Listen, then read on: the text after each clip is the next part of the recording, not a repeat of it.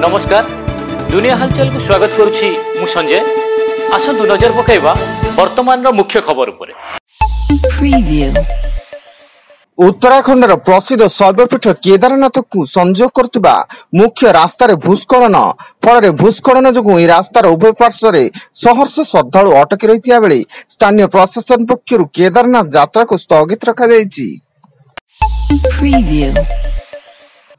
आंध्र प्रदेश आलुरी जिले में जल प्रपात बुड़ी दुई डाक्तरी छात्री मृत और जड़े छात्री निखोज। एलुर मेडिकल कॉलेज 13 जन डाक्तरी छात्र छात्री सेठाकु बुलिबाकु जाइथिले।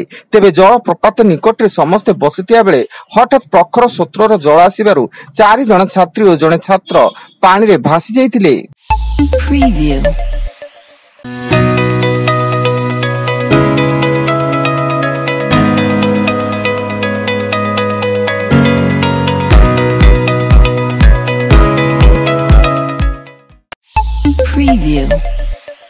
कंधमाल जिला बालीगुड़ा के नुआगां थाना कुड़तुली एनएम पुरुष बंधु एनएम को मरणात्मक आक्रमण कर आत्महत्या करिसेंती।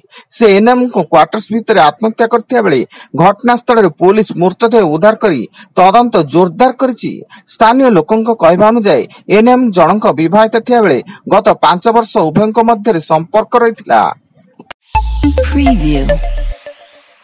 आज बंगोपसागर लघुचाप क्षेत्र सृष्टि होबार संभावना रही, जहां फल आगामी 3 घंटा राज्यर मयूरभंज, केन्दुझर, भद्रक, बालेश्वर, कोरापुट, रायगढ़, गजपति जिला को बिजुली घड़घड़ी सह वर्षा होगा नहीं पाणीपाग विभाग पक्षर येलो वार्निंग जारी करा जायछि।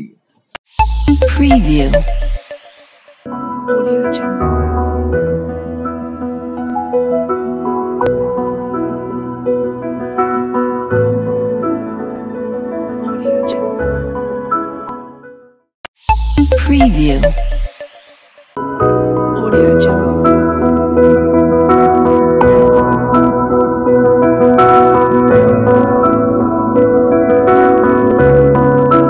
Audio Jungle.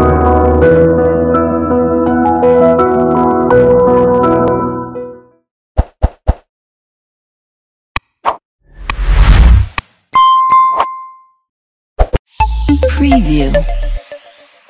देश में यौन निर्यातना और दुष्कर्म भली घटना बढ़ी चलता बेले सुप्रीमकोर्ट एक गुरुत्वपूर्ण निष्पत्ति जारी करिसेंती। शिशु मानक प्रति हेउथिबा यौन अत्याचार विषय वस्तु इंटरनेट रु डाउनलोड करिबा एवं देखिबा अपराध बोली सर्वोच्च न्यायालय कहिसेंती। मध्य प्रदेश बुरहानपुर जिले में सेना जवान को नहीं जाउतबा एक ट्रेन को विस्फोरण उड़ाई देवा प्रयास पंड होईछि। रेल धारणार 10टी डेटोनेटर मिलथिया बेले यहाकु नहीं व्यापक खोलताड़ जारी रही एवं सेनार स्वतंत्र ट्रेन जम्मू काश्मीर रु कर्नाटक अभिमुखे यात्रा करता बेले सगफाटा रेल स्टेशन निकट रे घटना घटिछि।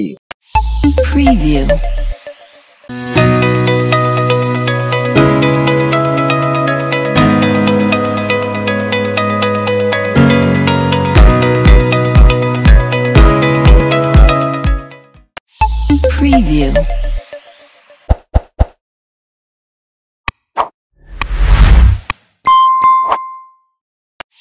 Preview.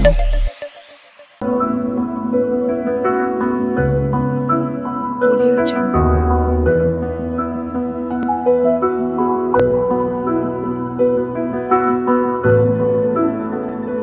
Audio Jungle. Preview. आज सकाळ 8टारू दिन 2टा पर्यंत नवरंगपुर जिला तेंतुलीगुटी बंद। जड़े नाबालिका दुष्कर्म पर हत्या प्रतिवाद रे 3 दफा दाबी नहीं तेंतुलीगुटी जय सामाजिक संगठन पक्षर यही बंद डाकरा दिया। कटक जिला विरूपा ब्यारेज निकट रे साइकेल एवं मोबाइल रोकी नदी को डेले युवक जनक चौद्वार 12 नंबर वार्ड प्रदीप कुमार दास होता बेले जगतपुर थाना पुलिस एवं अग्निशम बाहिनी घटनास्थल में पहुंची खोजाखोजी जारी करिसेंती।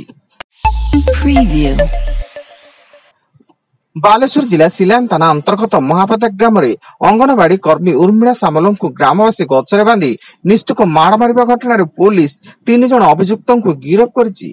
एथिसह महिला बर्बरित आक्रमण घटना को तीव्र निंदा करिछि बालेश्वर जिला प्रशासन और जिला आरक्षी अधीक्षक। ଏବଂ ଭରତପୁର ଥାନାରେ ମେଜର ଓ ତାଙ୍କ ବାନ୍ଧବୀଙ୍କୁ ନିର୍ଯାତନା ଘଟଣାରେ ବିଚାର ବିଭାଗୀୟ ତଦନ୍ତ ପାଇଁ ମୁଖ୍ୟମନ୍ତ୍ରୀ ମୋହନ ଚରଣ ମାଝୀ ନିର୍ଦ୍ଦେଶ ଦେବା ପରେ ଗୃହ ବିଭାଗ ପକ୍ଷରୁ ବିଜ୍ଞପ୍ତି ପ୍ରକାଶ ପାଇଛି।